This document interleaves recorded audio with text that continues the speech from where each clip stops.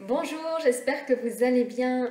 Aujourd'hui, cette vidéo pour vous dire un petit peu où certaines personnes en sont au niveau du parcours. Euh, alors, il y a plusieurs personnes et chaque personne n'est pas forcément au même endroit. Alors, je vais commencer par celles qui aujourd'hui sont conscientes du lien et pour lequel aujourd'hui le travail n'est pas encore mis en action. Alors, j'entends par le fait que j'ai également mon groupe sur Telegram qui, en parlant, dit que de toute façon, c'est la source qui va nous emmener la guérison et que tout va se faire comme ça au fil de l'eau, du temps. Alors, ça c'est ok, j'accepte ce que chacun peut dire, ce que chacun peut ressentir. Moi, je voudrais juste vous donner mon positionnement et ce que la source, moi, en tout cas, m'a demandé dans mon parcours et je vous expliquerai après. Alors, il faut savoir que tant que l'on attend que ce soit la source qui nous donne la guérison, ça veut dire que on est en attente. Et donc, quand on est en attente, qu'est-ce qui se passe ? Eh bien, ça veut dire qu'on donne la responsabilité à la source. Est-ce que c'est sa responsabilité à la source de nous guérir ? Pour ma part, je ne pense pas, puisque nous sommes responsables de notre âme, nous sommes responsables de ce que l'on dit, de ce que l'on pense, de ce que l'on ressent. Nous sommes 100% responsables d'aller nous guérir.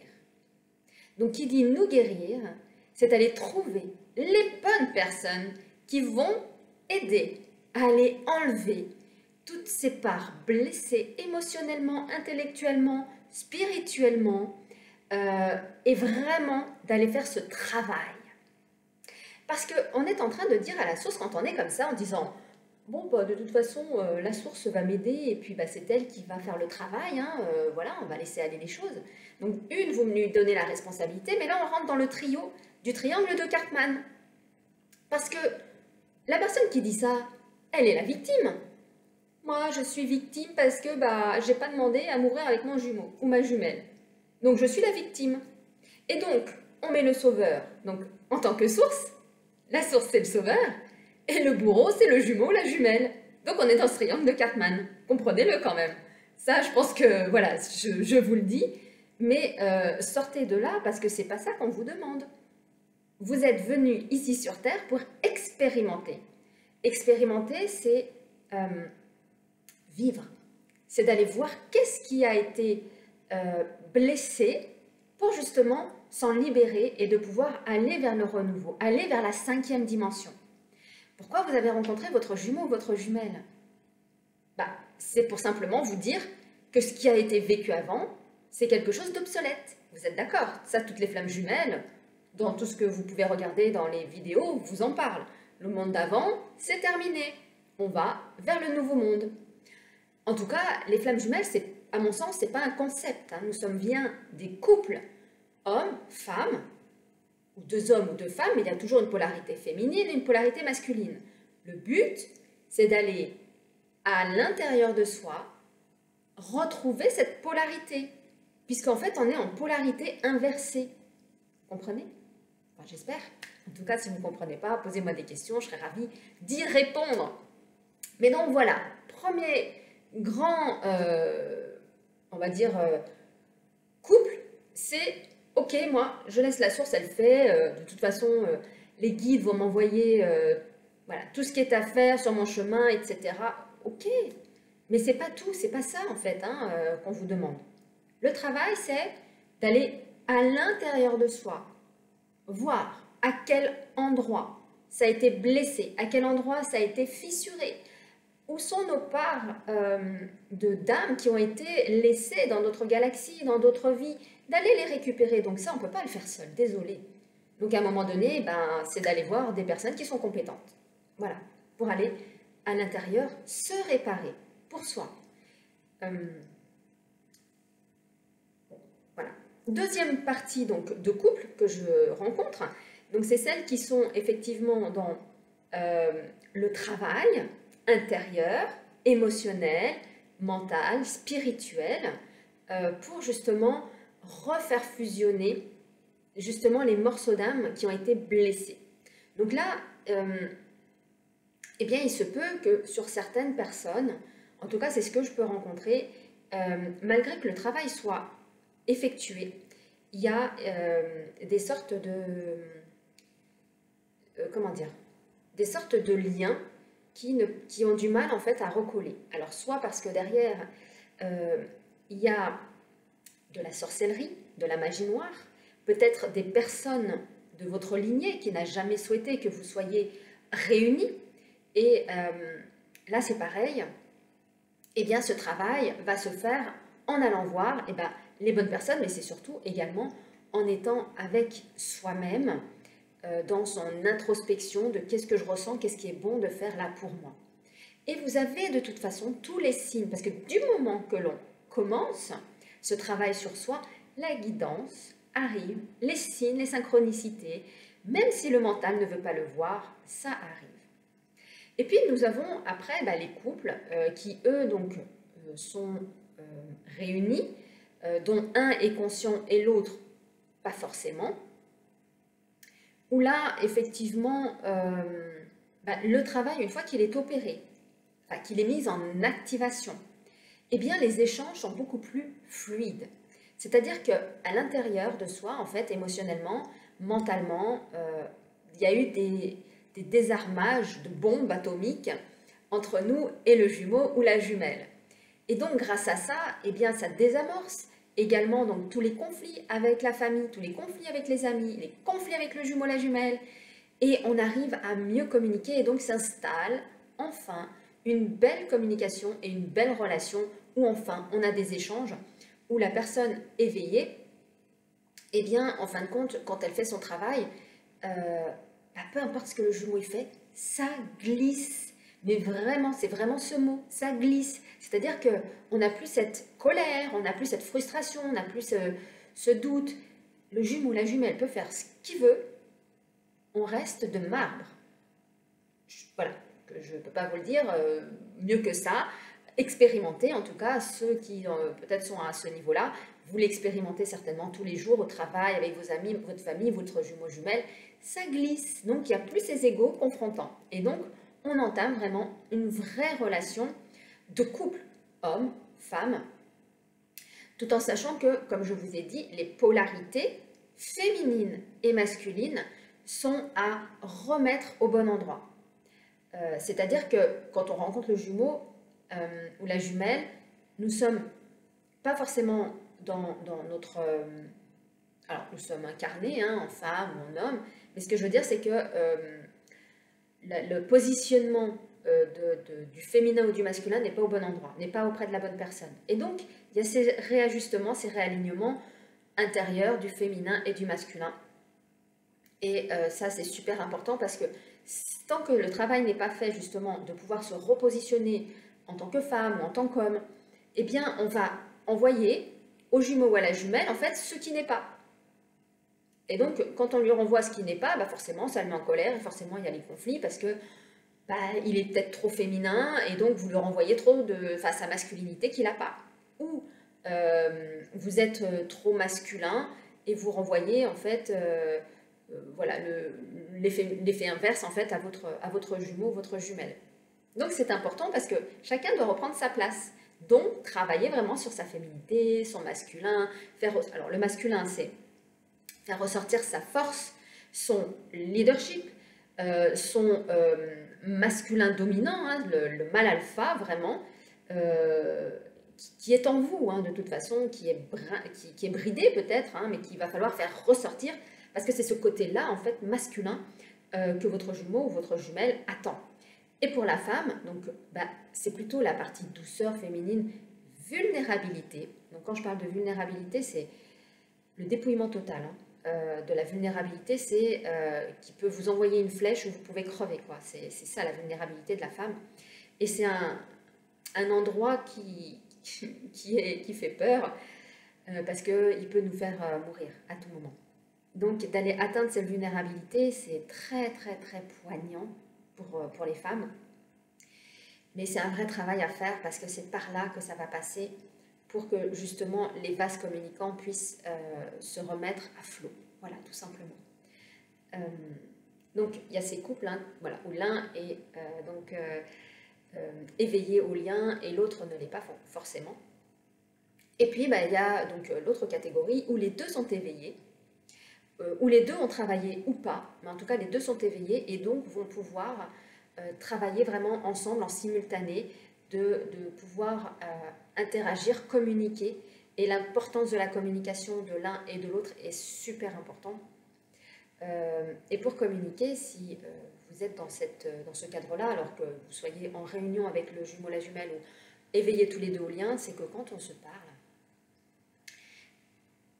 bah, ça c'est une chose hein, que je vous donne, après vous en faites ce que vous voulez, c'est avant de lui parler, connectez-vous à la personne, c'est-à-dire touchez-lui, soit sa jambe, soit son bras, soit sa main, prenez-lui la main et parlez-lui,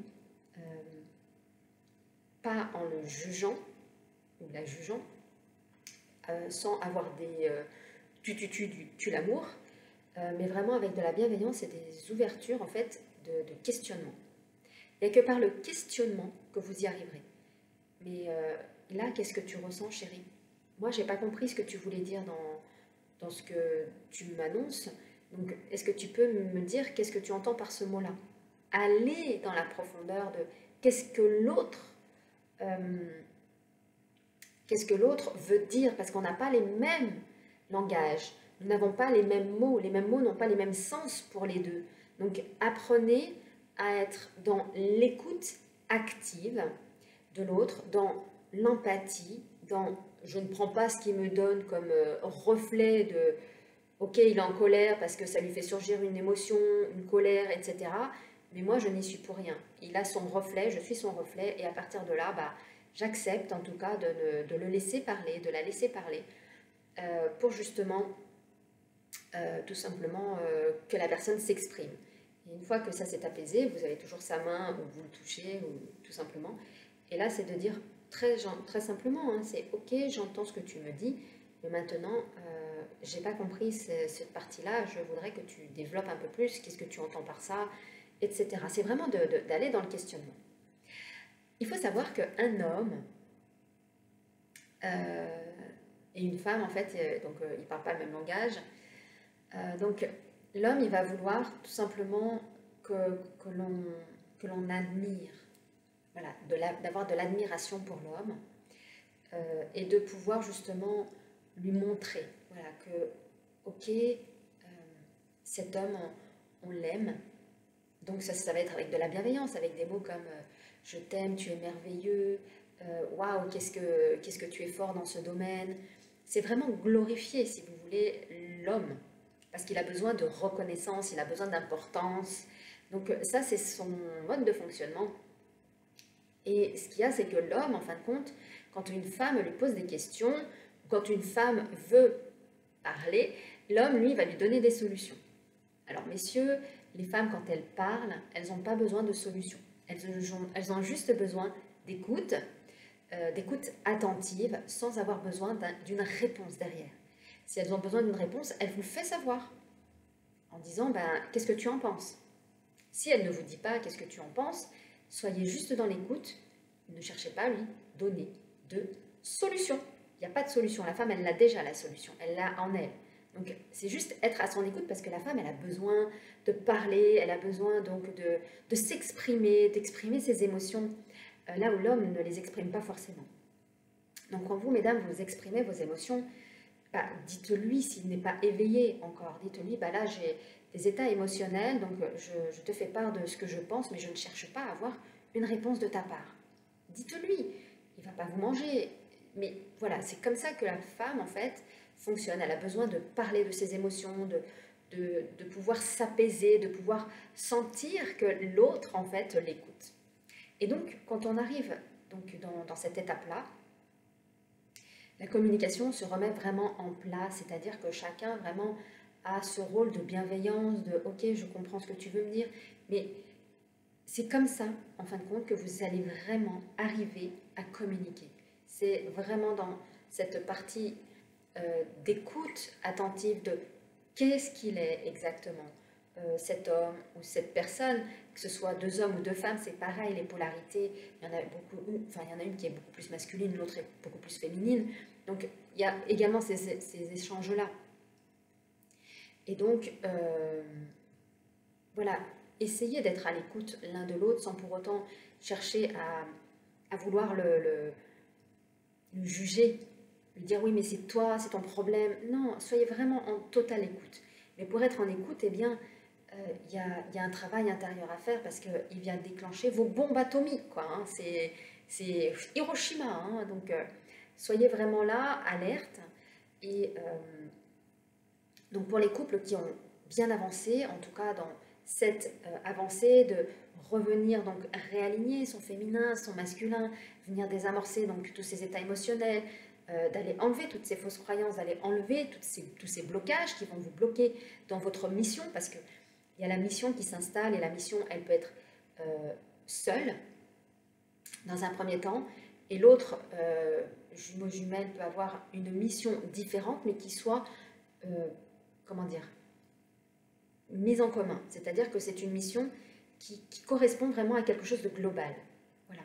Puisque, en fin de compte, nous sommes tous amenés à aider cette humanité à passer de la 3e à la 5e dimension.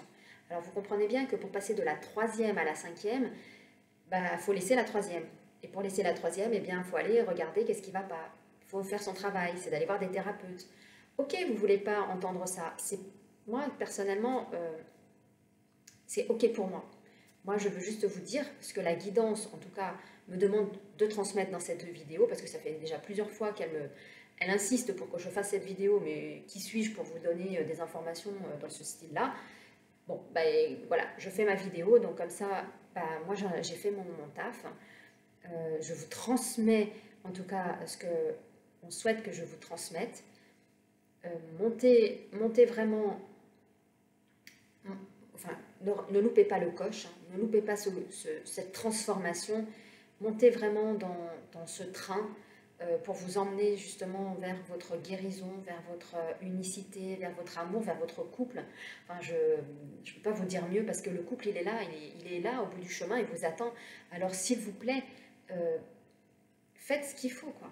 Voilà. Et si les personnes avec lesquelles vous êtes actuellement, le travail ne s'active pas ou n'avance pas, c'est qu'il y a un problème quelque part, donc c'est peut-être pas la bonne personne. Enfin, voyez-y, comment dire, regardez-vous, si vous avancez pas assez dans votre évolution, c'est qu'il y a quelque chose qui bloque. S'il y a quelque chose qui bloque, c'est est-ce que c'est la bonne personne? Est-ce que c'est ce qu'il faut vraiment faire? Moi, vous savez, enfin, je vais vous expliquer un petit peu mon expérience. Avant que je puisse vraiment trouver ce qui me convenait vraiment, qui m'a permis d'avancer, qui m'a permis de retrouver mon autre, qui m'a permis vraiment de réouvrir à tout ça et de faire en sorte que je sois en réunion. Et aujourd'hui, je peux vous dire que c'est énorme, quoi. Enfin, voilà. Ce qu'il y a, c'est que je suis passée par plusieurs phases. Hein. La première, ça a été celle de l'hypnose. Il y a eu celle également du corps, donc de la partie donc, de remise en place du corps, du squelette, donc l'ostéopathie, etc.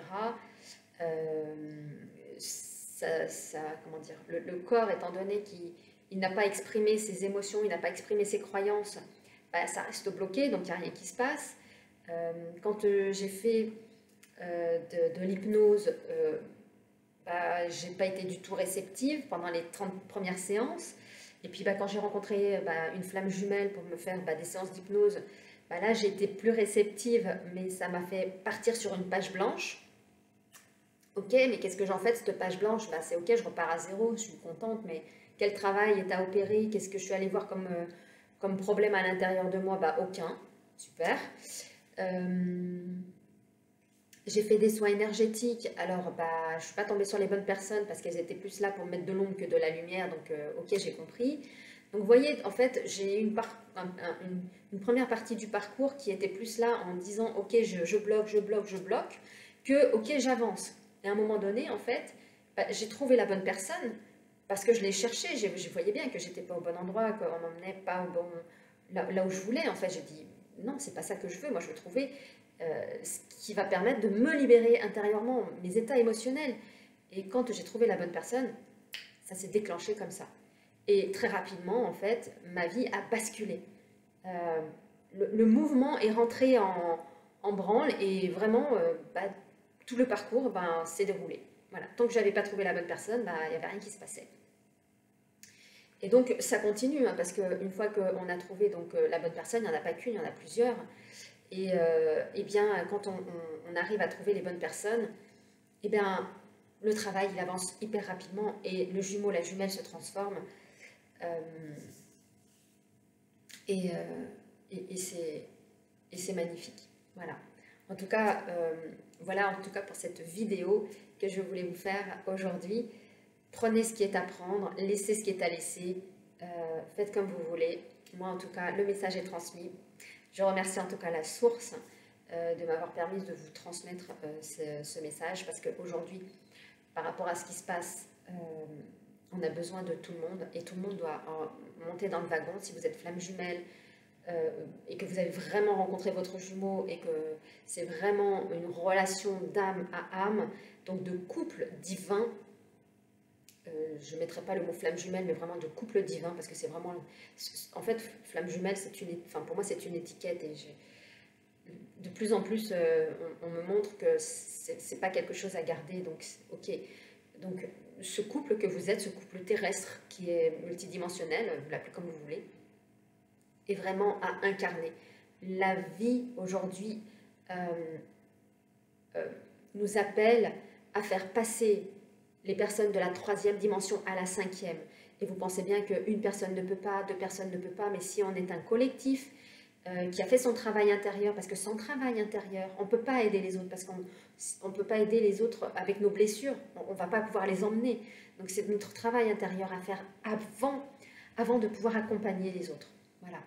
Et donc on a tous cette humanité, cette population aujourd'hui à passer donc de la 3e 4e et la 5e dimension. Donc, voilà, allez-y. En tout cas, je vous embrasse et je vous dis à très vite pour une nouvelle vidéo.